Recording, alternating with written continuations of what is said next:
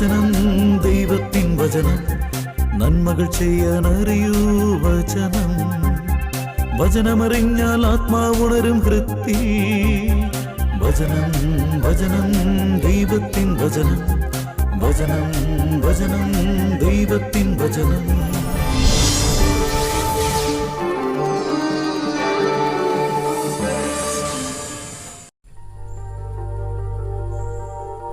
എന്റെ ജോയി, നീ ആ പ്രശ്നം വിട്. അങ്ങേരുടെ സ്വഭാവം നിനക്കറിയില്ലേ? ഓ, ഞാനത് അപ്പോഴേ വിട്ടു. എന്നാലും വർക്കിനെ പറ്റി കുറ്റം പറയുമ്പോൾ അത്രയും കഷ്ടപ്പെട്ട് ചെയ്ത വർക്കാണ്. പുള്ളിയുടെ മൈൻഡ് ശരിയല്ല. അല്ല, എന്നേക്കാൾ നന്നായിട്ട് അഗസ്റ്റിൻ ചേട്ടനെ നിനക്കറിയില്ലേ? നാളെ സൈറ്റിൽ വെച്ച് കാണുമ്പോൾ ഇങ്ങനെ ഒരാളെ ആയിരിക്കില്ല. എനിക്ക് പ്രശ്നവും വിഷമവും ഉണ്ടായിട്ടല്ല ഞാനീ പറയണത്. എന്നാലും ഒരാളോട് അങ്ങനെ പറയാൻ പാടില്ല. നമ്മുടെ ദൃഷ്ടിക്കപ്പുറത്ത് കുറച്ചെങ്കിലും മറ്റുള്ളവരുടെ മനസ്സ് മനസ്സിലാക്കാൻ നമുക്ക് കഴിയണം. ചാട്ട കൊണ്ടടിച്ചാൽ തിണർപ്പുണ്ടാകും, നാവുകൊണ്ട് പ്രഹരിച്ചാൽ അസ്ഥികൾ തകരും. പ്രഭാഷകൻ 28-ാം അധ്യായം 17-ാം വാക്യം. നിന്നെപ്പോലെ ചിന്തിക്കാൻ അയാൾക്ക് കഴിഞ്ഞില്ല. ഇനി കഴിയുമെന്നും അറിയില്ല. അപ്പം അതിനൊറ്റ വഴിയുള്ളൂ. ഒന്നുകിൽ അതുമായിട്ട് പൊരുത്തപ്പെടുക, അല്ലെങ്കിൽ അതിൻ്റെ വഴിക്ക് വിട്ടിട്ട് നമ്മൾ നമ്മുടെ വഴിക്ക് പോകും. അതിൽ മിക്കവാറും രണ്ടാമത്തെ വഴിയായിരിക്കും ഞാൻ തിരഞ്ഞെടുക്കുക. അല്ലെങ്കിൽ വർക്കങ്ങ് വേണ്ടെന്ന് വയ്ക്കും. തീരുമാനം എന്തായാലും അത് സമാധാനം നഷ്ടപ്പെടുന്ന ഒന്നായിരിക്കരുത്.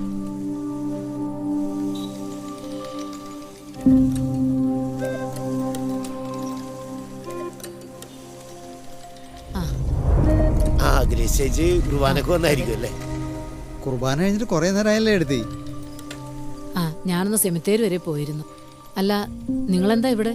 ഞങ്ങളാ അഗസ്റ്റിൻ ചേട്ടന്റെ വീട് വരെ ഒന്ന് പോയിരുന്ന. ഇപ്പൊ കൈക്കാരനൊന്ന് കാണണം.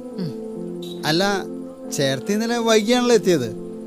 ജോസ്പേണിന് ഇപ്പൊ പ്രാർത്ഥനയ്ക്കും മറ്റു കാണാനുമില്ല. കുറച്ച് നാളായല്ല ചേട്ടനെ പ്രാർത്ഥനക്കും മറ്റൊന്നും കാണാറില്ലല്ലോ. ചുരുങ്ങിയത് ഒരു 2 മാസമെങ്കിലും ആയില്ലേ? മുമ്പൊക്കെ ഇങ്ങനെയുള്ള കാര്യങ്ങൾക്ക് ആദ്യം എത്തിയിരുന്ന ചേട്ടനല്ലേ? ഞാൻ എന്തു പറയാനാ? വീട്ടിൽ പോലും കുടുംബ പ്രാർത്ഥനയ്ക്ക് എത്താത്ത ആളോട് പ്രാർത്ഥനയ്ക്ക് വരണമെന്ന് പറഞ്ഞാ വരുമെന്ന് തോന്നുന്നുണ്ടോ? അതെ, അങ്ങേര് ശരിയാവില്ല. ഞങ്ങളുടെ കുടുംബം ഇന്ന് നരകം. പിന്നെതാ ഇതുപോലെ വള്ളി വന്ന് കുർബാനയിൽ പങ്കെടുത്ത ശേഷം സിമിത്തേരിലും കയറി ഒന്ന് പ്രാർത്ഥിച്ചു കഴിയുമ്പോൾ മനസ്സിന് കുറച്ച് ആശ്വാസം കിട്ടും.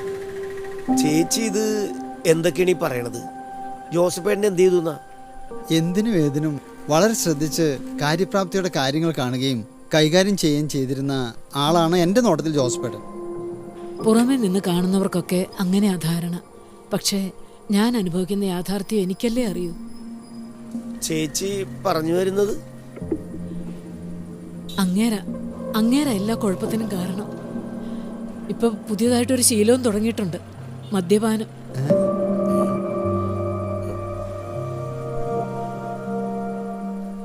കുടിച്ചു കഴിഞ്ഞ് കുടുംബത്ത് വന്ന് എന്തൊക്കെയാ പറയുന്നേ, എന്തൊക്കെയാ ചെയ്യുന്നേന്ന് ഒരു പിടുത്തവും കിട്ടുന്നില്ല. ഞാൻ എന്ത് ചെയ്യാനാ? ഇത് കേട്ടിട്ട് വിശ്വസിക്കാൻ പറ്റണില്ല. വിശ്വസിക്കണം. ഇത് പുറത്താരോടെങ്കിലും എനിക്ക് പറയാൻ പറ്റുമോ?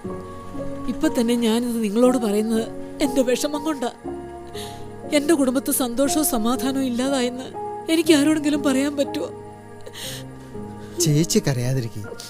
നമുക്ക് എന്തെങ്കിലും വഴിയുണ്ടാക്കാം. ഞങ്ങളൊന്ന് ജോസ്പേനോട് സംസാരിച്ചാലോ? അല്ല, ഞങ്ങൾ മാത്രമല്ല, പ്രയർ ഗ്രൂപ്പിലെ 1-2 ആളുകളെ കൂട്ടി ഞങ്ങൾക്ക് സംസാരിക്കാലോ. പ്രാർത്ഥനാ ഗ്രൂപ്പിലെ ആളിലാണുമ്പോ പിന്നെ കുഴപ്പമൊന്നുമില്ലല്ലോ.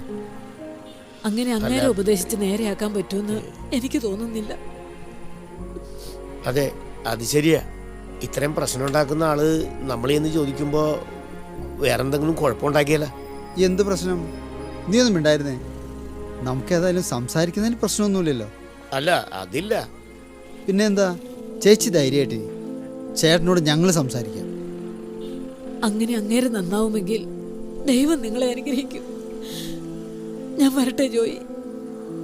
ശരി ചേച്ചി, വരട്ടെ സാബു.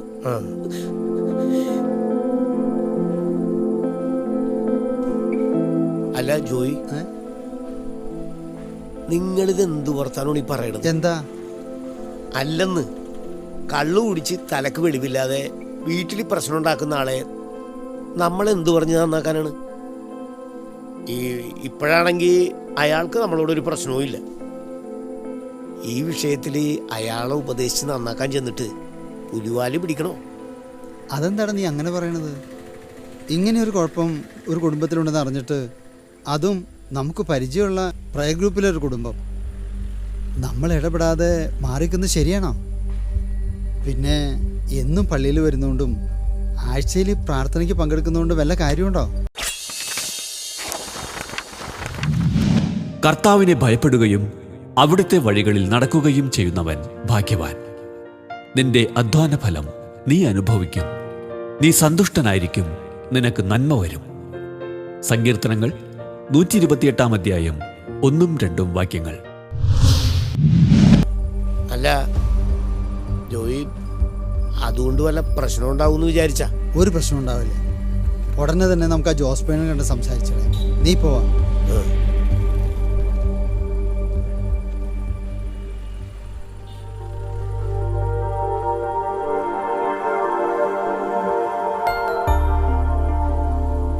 ഗ്രേസി, ഗ്രേസി,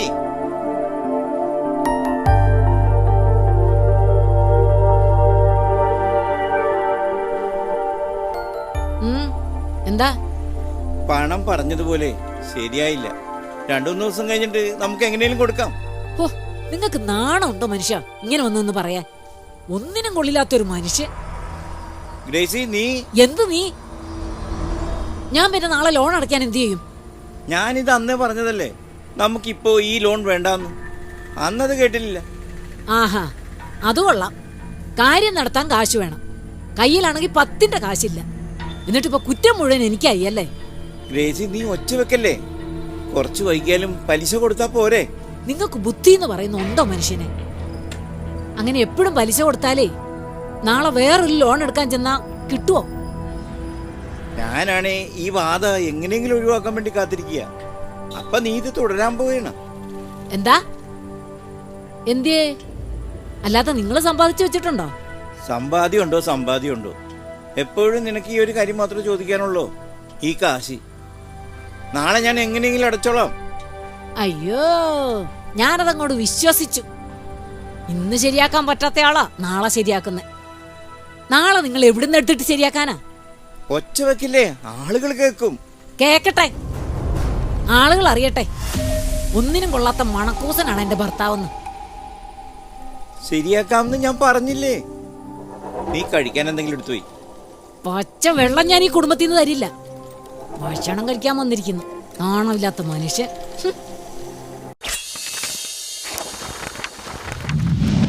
നാവ് തീയാണ്, അത് ദുഷ്ടതയുടെ ഒരു ലോകം തന്നെയാണ്. യാക്കോബ് 3 അധ്യായം 6 വാക്യം.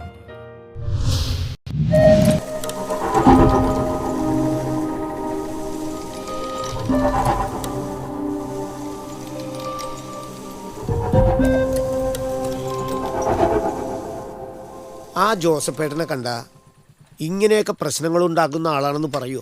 ആ, അതല്ലെങ്കിലും അങ്ങനെയാ. എല്ലാവരുടെ ഉള്ളിൽ കയറി നമുക്കങ്ങ് മനസ്സിലാക്കാൻ പറ്റുമോ? അങ്ങനെയെല്ലാം മനസ്സിലാക്കാൻ പറ്റിയിരുന്നെങ്കിൽ എല്ലാ പ്രശ്നങ്ങളും നമുക്ക് എന്തേ പരിഹരിക്കാമായിരുന്നു. ആ ദേ, തേടിയ വള്ളി കാലു ചുറ്റി എന്ന് പറഞ്ഞ പോലെയായി. ജോസഫേട്ടനല്ലേ പറഞ്ഞത്? നമ്മൾ ഒന്നിച്ചെന്ന് ഇതങ്ങ് ചോദിക്കുമ്പോൾ അയാൾക്ക് വല്ല ബുദ്ധിമുട്ട് തോന്നിയാലോ? കുഴപ്പമാവോ? ഇത് തന്നെയല്ലേ ഞാനും നേരത്തെ പറഞ്ഞത്. അങ്ങനെയാണെങ്കിൽ നമുക്കൊരു കാര്യം ചെയ്യാം. നീ അങ്ങോട്ട് മാറിയേക്ക്, ഞാൻ ചോദിക്കാം. ജോയി സൂക്ഷിക്കണേട്ടാ. പറഞ്ഞു കേട്ടിടത്തോളം പുള്ളി ചില്ലറക്കാരനല്ല. ആ, നീ ചെല്ല. ശരി.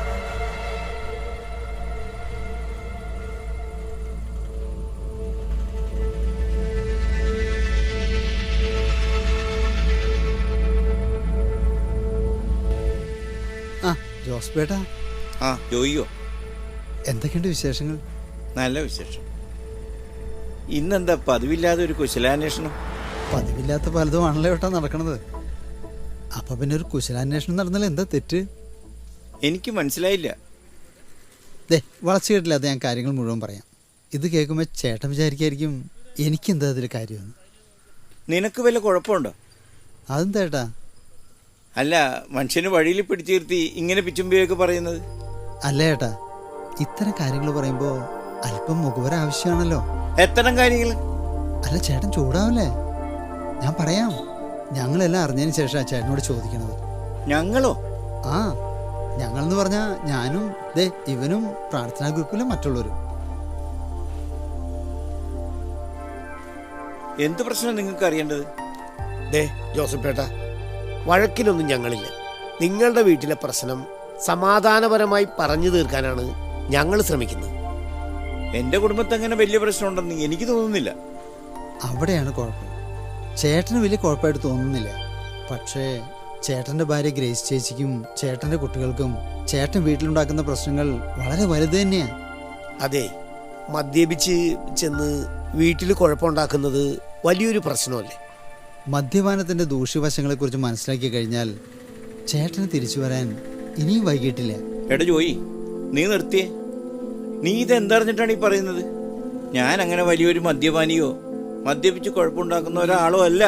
പിന്നെ എൻ്റെ കുടുംബത്തെ കുഴപ്പങ്ങൾ നിങ്ങളറിയണമെങ്കിൽ എൻ്റെ ഭാര്യ പറഞ്ഞിട്ടായിരിക്കണം. അതെ, ഗ്രേസ് ചേച്ചി പറഞ്ഞിട്ട് തന്നെ ഞങ്ങൾ അറിഞ്ഞത്. അപ്പോൾ എൻ്റെ ഭാര്യ ഉൾപ്പെടുന്ന പ്രാർത്ഥനാ ഗ്രൂപ്പിലെ അംഗങ്ങളായ നിങ്ങളോട് ഞാനൊരു കാര്യം പറയട്ടെ. കുടുംബത്തിലെ കടമകൾ മറന്ന്, കർത്തവ്യങ്ങൾ മറന്ന്, പ്രാർത്ഥനാ പള്ളി എന്നൊക്കെ പറഞ്ഞ് അവനവൻ്റെ കടമകളിൽ നിന്ന് ഒളിച്ചോടുന്നത് ശരിയാണോ?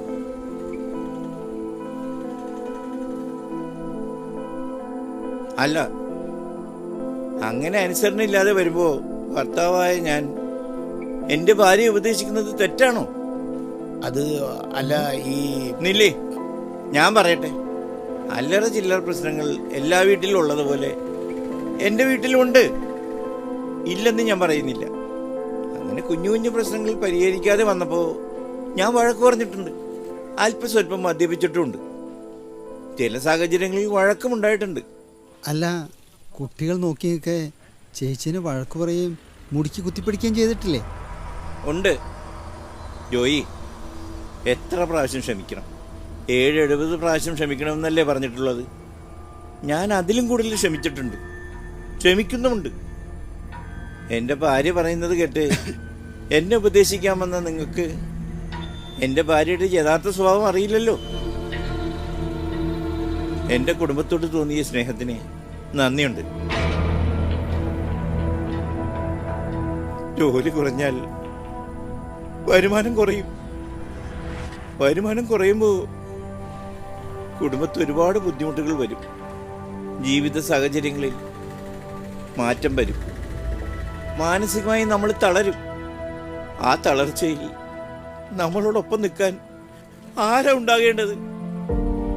നമ്മുടെ സുഖത്തിലും ദുഃഖത്തിലും നമ്മുടെ കൂടെ നിന്ന ഭാര്യമാരല്ലേ?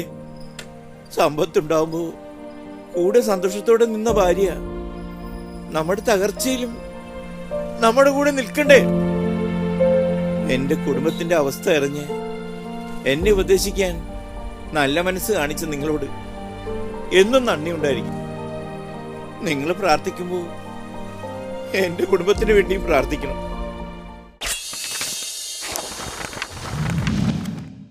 ഭർത്താവിനെ ബഹുമാനിക്കുന്ന ഭാര്യയെ സകലരും വിവേകവതിയായി കാണും.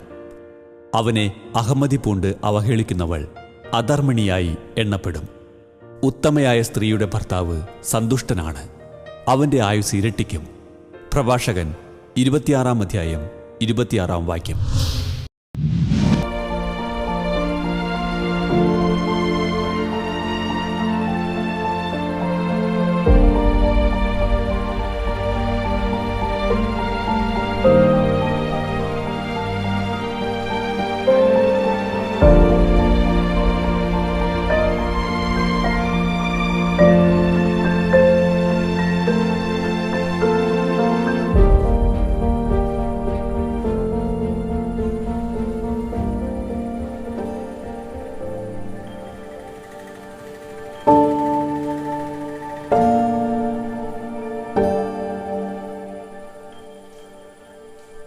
അവരുടെ ഇടയിൽ ഇങ്ങനൊരു പ്രശ്നമുണ്ടെന്ന് എനിക്കിതുവരെ തോന്നിയിട്ടില്ലെന്നേ. അല്ല, ഒടുവിൽ അതെങ്ങനെയാ പരിഹരിച്ചത്? പരിഹരിച്ചു എന്ന് പറയാൻ പറ്റില്ല. ഒരു കണക്കിന് അവരുടെ പ്രശ്നത്തിൽ ഇടപെടുന്നതിൽ നിന്ന് ഒളിച്ചോടി എന്ന് പറയുന്നതായിരിക്കും നല്ലത്. ആരും ഒളിച്ചോടുന്ന കാര്യം നിങ്ങളീ പറയണത്? ആരും ഒളിച്ചോടുന്ന കാര്യമല്ല പറഞ്ഞത്. ഞങ്ങൾ ആ ജോസഫേട്ടൻ്റെ മേരിച്ചേച്ചിയുടെയും കാര്യം പറഞ്ഞതാ. ഓഹോ, അതാണ് കാര്യം. അവരായിട്ട് സംസാരിച്ചു കഴിഞ്ഞപ്പോൾ എനിക്ക് തോന്നിയത് ഇരുവരുടെയും ഉള്ളിൽ എന്തൊക്കെയോ നമ്മളോട് തുറന്നു പറയാൻ പറ്റാത്ത വിഷമങ്ങളുണ്ടെന്നാ. എന്ത് വിഷമങ്ങള്? അല്ല, നീ അവരോട് ചോദിച്ചില്ലേ? ഇല്ല, ആ സമയത്ത് അങ്ങനെ ചോദിക്കാൻ തോന്നിയില്ലെന്നുള്ളതാണ് സത്യം. നമുക്ക് പരിഹരിക്കാൻ പറ്റാത്ത കാര്യങ്ങളിൽ ഇടപെട്ട് അത് കൂടുതൽ പ്രശ്നങ്ങളിലേക്ക് കൊണ്ടുവരേണ്ട കാര്യമില്ലല്ലോ. എനിക്ക് അങ്ങനെ തോന്നുന്നില്ല. എന്നാൽ മറിച്ച് അവരുടെ പ്രശ്നത്തിന് ഒരു പരിഹാരം, അതായത് ഇങ്ങനെയെന്ന് നിർദ്ദേശിക്കാൻ എനിക്കൊട്ട് കഴിയുന്നുമില്ല. ആ ദാ അച്ഛൻ വരുന്നുണ്ടല്ലോ. ആ, അയ്യോ, അച്ഛൻ ചായ കേട്ടാണല്ലോ വരുന്നത്.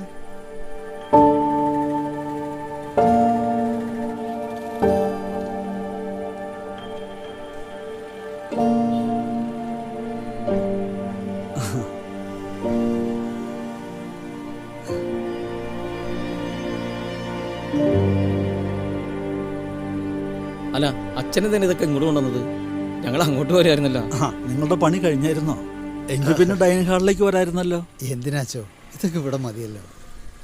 കൊള്ളാം, ഭംഗിയായി. ഞാനേ ഇവിടെ ഈ ഗ്രോട്ടോയുടെ ഭാഗമൊക്കെ ഒന്ന് വൃത്തിയാക്കി ഇടണമെന്ന് ആഗ്രഹിച്ചതേ ഉള്ളൂ. അപ്പോഴാണ് നിങ്ങളത് ഇങ്ങോട്ട് പറഞ്ഞത്. കൊള്ളാം. ആ, ചായ കഴിക്ക്. ദാ ഇത് കഴിക്കട്ടെ. ദേവസ്യായിട്ടപ്പോൾ ഉണ്ടാക്കിയതേ ഉള്ളൂ. നല്ല ചൂടുണ്ട് കേട്ടോ.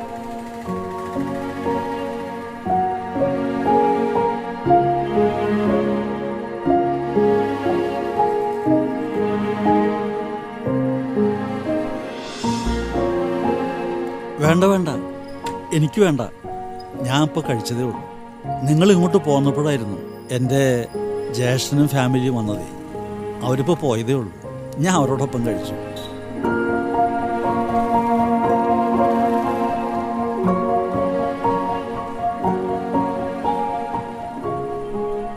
അച്ചോ, ഞങ്ങള് ചെറിയൊരു ധർമ്മസങ്കടത്തിലാണ്. ഒരു ഫാമിലി പ്രോബ്ലത്തിൻ്റെ പേരിലേ.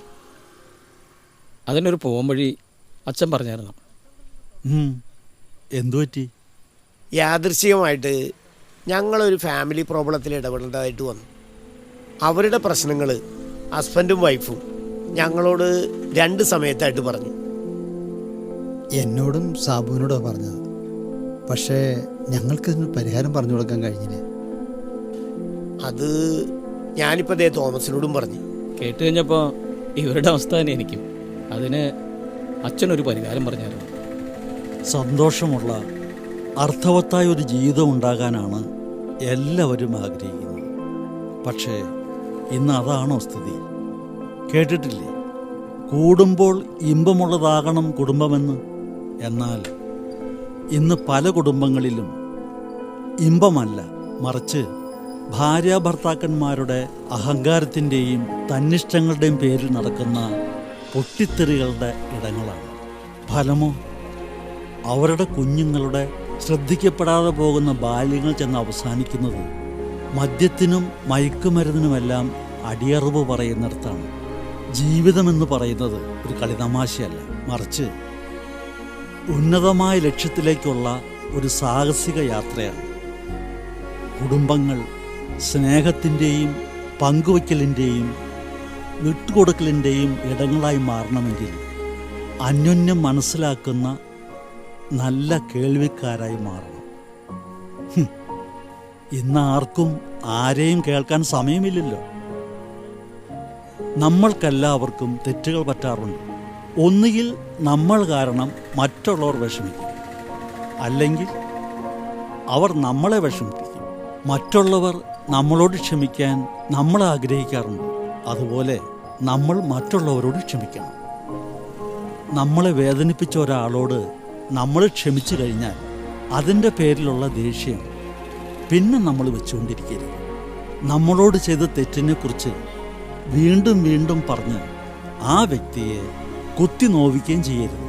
എന്നാൽ ഒരു വ്യക്തി നമ്മളോട് തെറ്റ് ചെയ്ത് നമ്മളെ അത്രയ്ക്ക് വേദനിപ്പിച്ചെങ്കിലോ, അത് നമുക്ക് വിട്ടുകൊടുക്കാൻ പറ്റുന്നില്ലെങ്കിലോ, ആ വിഷയത്തെക്കുറിച്ച് മറ്റാരുമില്ലാത്തപ്പോൾ അദ്ദേഹത്തോട് ആദരപൂർവ്വം സംസാരിക്കുക. ലക്ഷ്യം നമ്മളുടെ ഇടയിൽ സമാധാനം ഉണ്ടാക്കാനാണ്, തർക്കിച്ച് ജയിക്കാനല്ല.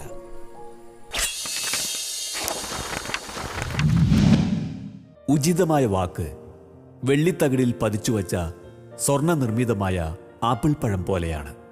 സുഭാഷിതങ്ങൾ 25-ാം അധ്യായം 11-ാം വാക്യം.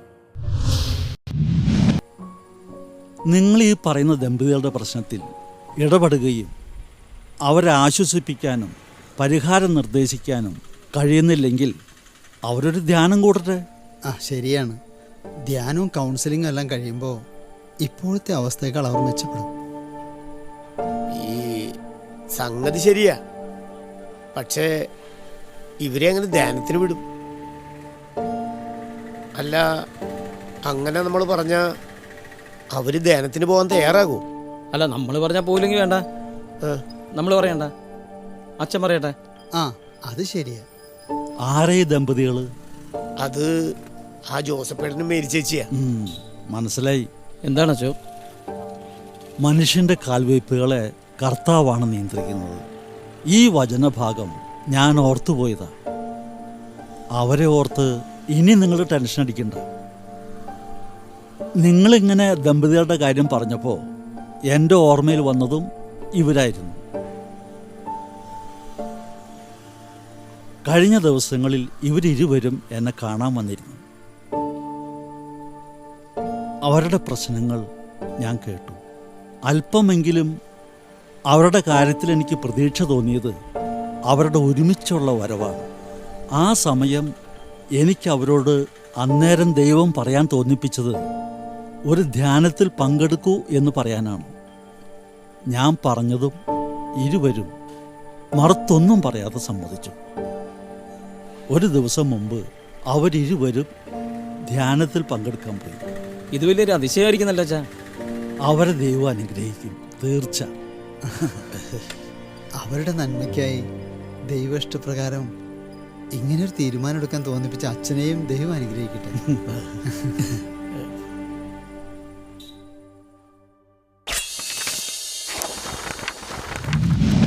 കർത്താവിൻ്റെ സ്നേഹം ഒരിക്കലും അസ്തമിക്കുന്നില്ല. അവിടുത്തെ കാരുണ്യം അവസാനിക്കുന്നില്ല. വിലാപങ്ങൾ 3-ാം അധ്യായം 22-ാം വാക്യം.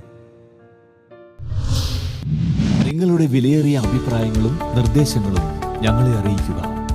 ദി പ്രൊഡ്യൂസർ, വചനം പറയുന്നത്, divine vision, divine retreat centre, Muringoor PO, Chalakudy 680309. Phone 8891952600. Email വചനം പറയുന്നത് @gmail.com.